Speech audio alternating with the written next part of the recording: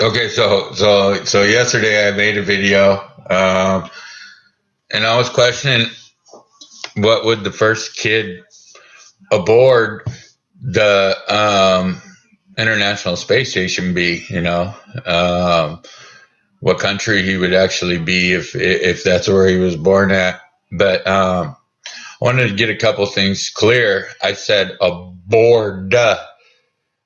For all the Democrats out there, their mouths are all watering now. I did not say abort. Like, Democrats already got a fucking sacrificial lamb planned out over this question, and I want to be clear that I meant aboard the International Space Station, and I don't want my words twisted or getting confused about any Democrat ideas that might be going on.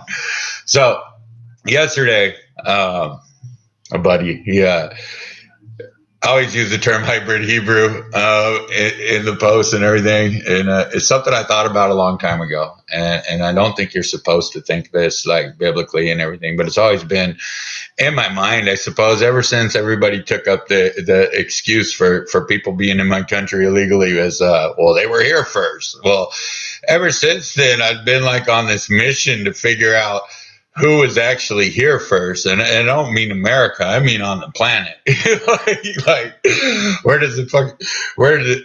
who really does have a right to be anywhere? You know what I mean? So, and it's a deep rabbit hole. Don't go down it. And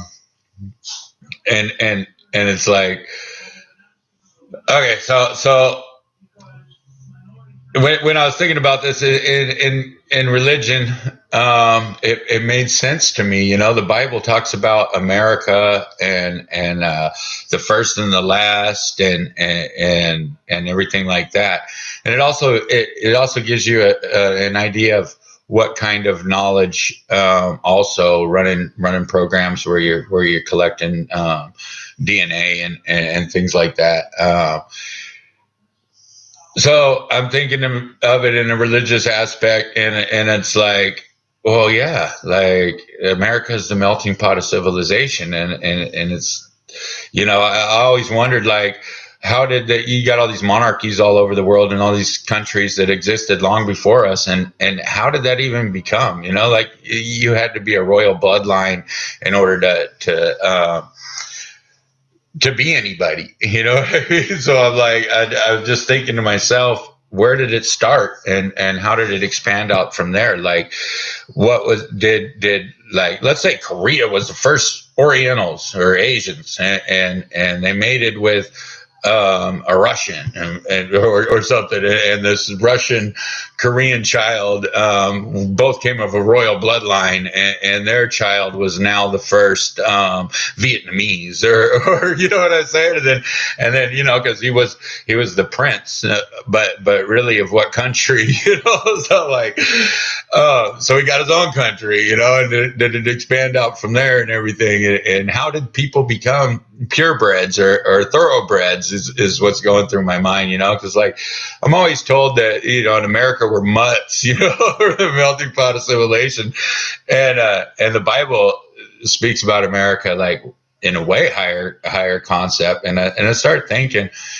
and I wonder how many times the royal bloodlines around the world have actually been reborn in America. You know what I'm saying? Like, not everybody is a mutt per se. If you look at this like this and you follow what I'm saying, like that royal bloodline came from somewhere. Something made him a thoroughbred or a pure breed in that respect, to where their bloodlines were superior, and we're inferior, I guess, because we're mutts, and but literally.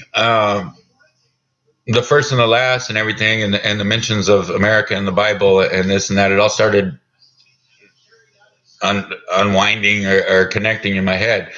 And I'm like, if Jesus was a man born of flesh and blood, then he had DNA. and there's only so many strands of DNA. I think there's more people on the planet now than there is strands of DNA. I think it's something like 6 billion or something strands of DNA.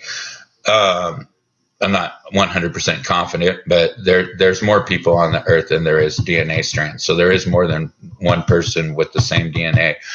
And regardless of all that, but somewhere along the lines in America, these certain mixtures and everything like that are going to be reborn.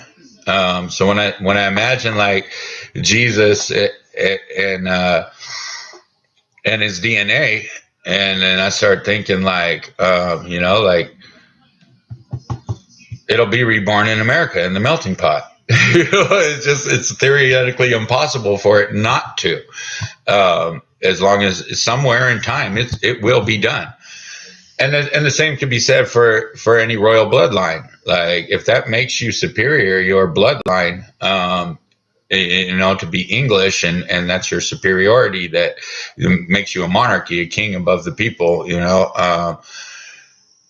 that's been reborn in America already. Like the same person that you consider superior because of their genetics, or their heritage or whatever, has been reborn in America. We're not all mutts, there's kings living among us, like for real. And, yeah, I don't know. It's crazy. We choose to live through democracy, and so be it. But that's the kind of data that's kind of crazy to have when you start building your banks and everything, So yeah. Anyway, that I just want to get that out there.